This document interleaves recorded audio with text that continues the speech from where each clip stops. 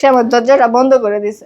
বন্ধ করে দিয়ে কেন আমার জন্য ধস্তে ধস্তে যা যা করা লাগে সব এই রুমের ভিতরে করছে। জামগড়া যে শোরুম আছে সেই শোরুমটা উদ্বোধন হওয়ার পরে আমাকে বিয়ে করবে।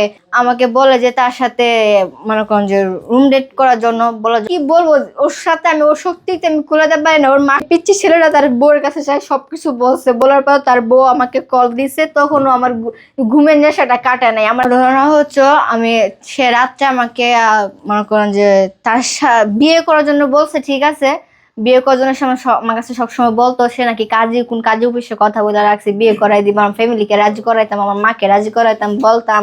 তার জামগড়া যে শোরুম আছে সেই শোরুমটা উদ্বোধন হওয়ার পরে আমাকে বিয়ে করবে, এরকম এরকম অনেক কথা বলতো। এগুলো আমি এতটা গুরুত্ব দিতাম না।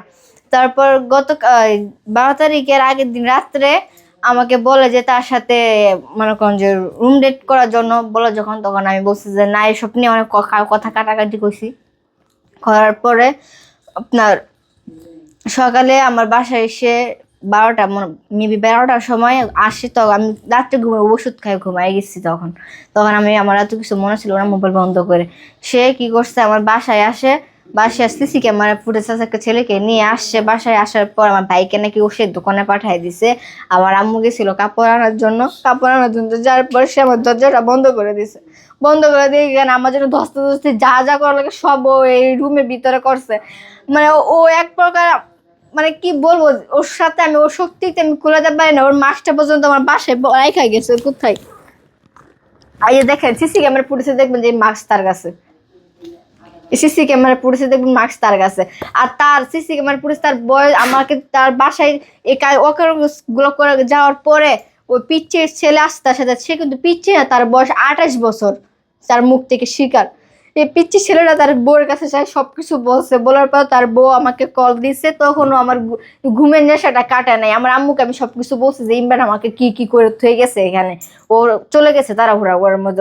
ওর নাকি জাম করা না, কোথায় যেতে হবে।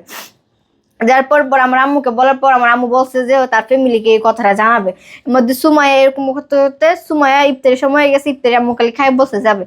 সুমাইয়া কল দিছে, এগুলো স্ক্রিনশট পর্যন্ত আমার কাছে আছে। পরে কল দেওয়ার পর আমি তার বাসায় গেছি। সে যে ক্রিম দিয়ে ফর্সা হয়েছে, হ্যাঁ ও তো গ্রামের মেয়ে, যে ক্রিম দিয়ে ফর্সা হয়েছে ওই ক্রিম গুলো সে বিক্রি করতেছে। যাই দেখি। প্রথম অবস্থা আমার সাথে ভালো ব্যবহার করছে জুনায়েদ, পিচ্চি ছেলেটা।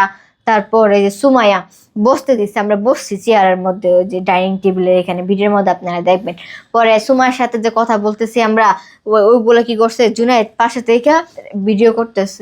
পরে আমার আম্মু বলতেছে দেখো মায়া, তুমি আমার মেয়ে যদি কোনো কিছু করে থাকে তুমি প্রমাণ দেখাও। তোমার হাজবেন্ড যেটা করে আসছে এটা কাজটা ঠিক করে নাই, তুমি কেন আমার মেয়েকে একতরফ থেকে দোষারোপ করতেছো? এক তো তোমার হাজবেন্ডের তো দোষ আছে না। আমার মা হয়েছে, আমি আমার মেয়ে দেখে দেখে কি আমি ছেড়ে দিব? না, আমি মেয়ে রাখবো না। দরকার লাগলে যা বিচার তোমাদের হাত থেকে তোমরা করবা। এরকম বলার পর তারা অশ্লীল ভাবে কথা বলে, ভুয়া ভুয়া বলে